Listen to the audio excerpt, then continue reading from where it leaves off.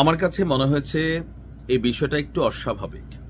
বাংলাদেশে এই মুহূর্তে বেশ কিছু বিচ্ছিন্ন ঘটনা ঘটছে, বাট একটা আরেকটার সাথে কানেক্টেড। গেল কয়েকদিন আগে কেরানীগঞ্জে একটা মাদ্রাসায় ওই মুহূর্তে ছাত্র ছিল না, কিন্তু শক্তিশালী একটা বিস্ফোরণে ছাদ মাত সহ একটা বিল্ডিং উঠে গেছে। এখানে খুবই শক্তিশালী বিস্ফোরক ছিল। সামনে নির্বাচন, দেশে নানান ধরনের ঘটনা ঘটতে পারে। আর এর মাঝখানেই গেল শনিবার ভারত থেকে 8টি ট্রাক প্রবেশ করেছে বাংলাদেশে লিগেলি। কোন দিক দিয়ে প্রবেশ করলো? ভারতের পেট্রোপোল স্থলবন্দর দিয়ে। আর এই 8টি ট্রাকে বিপুল পরিমাণ বিস্ফোরক বেনাপোল স্থলবন্দরে প্রবেশ করেছে। 8টি ট্রাকে আনুমানিক কয় কেজি বা কয় মন হবে আমরা যদি সংখ্যাটা দেখি, 125 মেট্রিক টন। 1 মেট্রিক টন কত কেজিতে? এটা কুইজ রইল। কারা আমার ভিডিও দেখেন একটু জানাও দরকার, হ্যাঁ, পড়ালেখা করবেন। আর যারা জানেন না কমেন্টে দেখে নিবেন, আমি ভিডিও শেষে বলবো।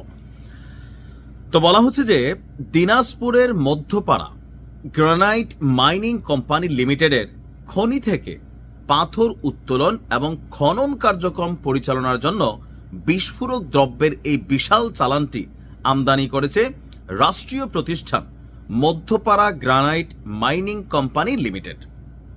অর্থাৎ দিনাজপুরে যে গ্রানাইটের উত্তোলন করা হয় সেখানে বিস্ফোরণ ঘটাইতে হয়। আপনারা জানেন এটা মাইনিং এর কাজ, স্বর্ণের খনি, গ্রানাইটের খনি, পাথরের খনি, এগুলাতে কিন্তু বিস্ফোরক গড়াইয়া এগুলো ভাঙতে হয়, পরে এগুলো বিভিন্ন ধাপে ধাপে আইসা আমরা ব্যবহার্য হিসাবে উপযোগী করে তুলি।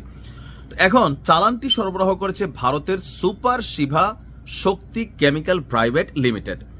এখন বিস্ফোরক আমদানির বিষয়টি স্পর্শকাতর হওয়ায় বন্দর এলাকায় বিশেষ নিরাপত্তা ব্যবস্থা গ্রহণ করা হয়েছে। বেনাপোল পোর্ট থানার যিনি ভারপ্রাপ্ত কর্মকর্তা আছেন তিনি বলছেন, বিস্ফোরক দ্রব্যের চালানটি সরকারি নিয়ম এবং অনুমোদনের আওতায় আনা হয়েছে। বন্দর এলাকায় সার্বক্ষণিক পুলিশ আইন শৃঙ্খলা বাহিনী নজরদারি করছে। নিরাপত্তার ঘাটতি নেই, সাধারণ মানুষের আতঙ্কিত হওয়ার কোনো কিছুই নেই।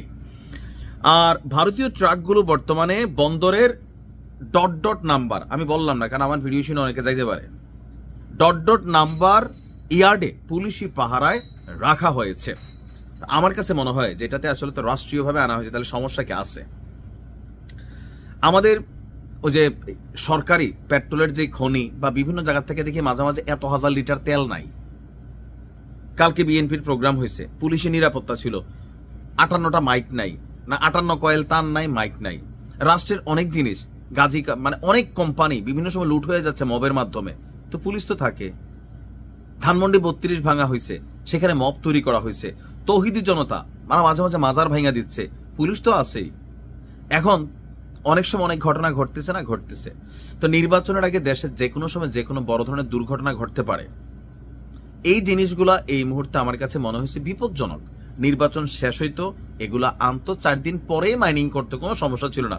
এখন আনছে সমস্যা না, এগুলাকে রাখা বা যে কোম্পানি নিচ্ছে সেইখানে তারা তাদের পার্সোনাল প্রোটেকশন কতটা শক্তিশালী, এগুলা কি এতটা সিকিউর রাখা যাবে যে এখান থেকে 2, 4, 10 কেজি 125 টন, এবার বলি 1 টন মানে 1000 কেজিতে 1 টন, তাহলে আপনি বুঝছেন এখানে কত লক্ষ কেজি বিস্ফোরক মানে ঢুকছে। সেখান থেকে যদি 2 কেজি 5 কেজি 10 কেজি মাল নেওয়া যায়, এরকম 2, 4, 100টা বিল্ডিং উড়াই দেওয়া যাবে যারা এগুলো নিয়ে কাজ করে। তাহলে আপনি বুঝছেন এটাকে আসলে কতটা স্পর্শকাতর একটা জিনিস। নির্বাচনের ঠিক আগ মুহূর্তে যখন দেশে নানান ঘটনা ঘটছে, সরকার সবকিছুতে ব্যালেন্স রাখতে পারতেছে, এটা তো বাস্তব। তো সেই মুহূর্তে এই জিনিসটারে হেফাজতে রাখা কঠিন। বড় কিছুর পরিকল্পনা তো থাকতে পারে পেছনে, সরকারের ভেতরে তো এরকম এজেন্ট থাকতে পারে যে পুরো দেশের অস্থিতিশীল করতে চায়। আমি তো কোনো কিছু হালকা নেই না, কারণ এখানে তো বহুত দালাল ঘুরে, বিভিন্ন দেশের দালাল আছে সরকারের মধ্যে। আমার মনে হয় যেহেতু নিয়েই আসছে, এটাকে সেনাবাহিনীর তত্ত্বাবধানে দিয়ে দেন। নির্বাচনের আগে কোন রকম মানে রিস্ক লওয়ার সুযোগ নাই ভাই। বহুত উপদেষ্টারা দেশ ছেড়া পালাই যাবে, ঘটনা ঘটাই দিয়া আপনি বিপদে পড়বো। সো এটা খুবই ডেঞ্জারাস একটা জিনিস, এটা সেনাবাহিনীর হেফাজতে রাখা হোক, এটা আমার পার্সোনাল দাবি। ভালো থাকুন, আসসালামু আলাইকুম।